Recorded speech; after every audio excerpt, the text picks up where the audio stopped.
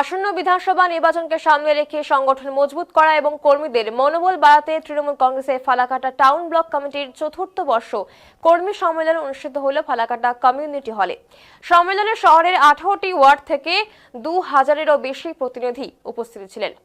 গত লোকসভা নির্বাচনে ফালাকাটা শহর এলাকায় তৃণমূলের পরাজয়ের পরই ফালাকাটা পুরসভার চেয়ারম্যান পদে পরিবর্তন আনা হয়।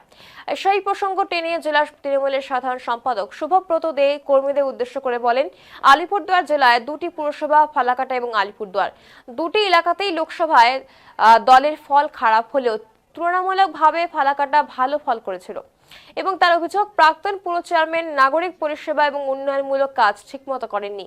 কাজ করতে গেলেই চুরি হবে এই অজুহাতে কার্যত কোনো কাজই হয়নি। তার জেরেই শহরের মানুষ আমাদের থেকে মুখ ফিরিয়ে নিয়েছিল মন্তব্য করেছেন তিনি। সম্মেলনে কর্মীদের একাংশ ফালাকাটাকে মহকুমা ঘোষণা এবং একটি বাস টার্মিনাস নির্মাণের কথা বলা হবে, তবে জেলা নেতৃত্ব সেই প্রসঙ্গে এড়িয়ে যায় বলে অভিযোগ। পরিবর্তে জেলা নেতৃত্বের তরফে তুষার চক্রবর্তী জানিয়েছেন, ফালাকাটা বিধানসভা কেন্দ্রে তৃণমূল জয়ী হলে বিধায়ক উন্নয়ন তহবিল অর্থে একটি বৈদ্যুতিক চুল্লির নির্মাণ করা হবে।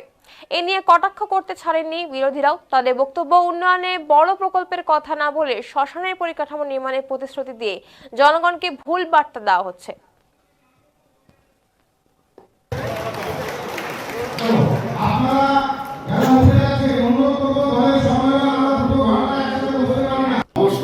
আজকে ফালাকাটা টাউন ব্লক তৃণমূল কংগ্রেসের চতুর্থ বর্ষ রাজনৈতিক কর্মী সম্মেলন।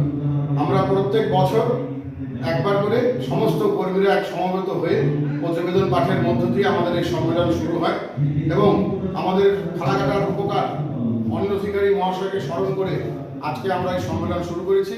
এবং আপনারা ইতিমধ্যে দেখেছেন যে আমাদের প্রয়াত নেতা আব্দুল মান্নান এবং প্রধান সরকার মহাশয়ের স্মরণে আমরা এই মঞ্চ উৎসর্গ করেছি। সমস্ত কর্মীরা মিলে আগামী বিধানসভা রণনীতি নির্ধারণের মধ্য দিয়ে আমরা এই সম্মেলনের মধ্য দিয়ে আমরা নতুন বছর নতুনভাবে এগিয়ে যাওয়ার শপথ গ্রহণ করেছি।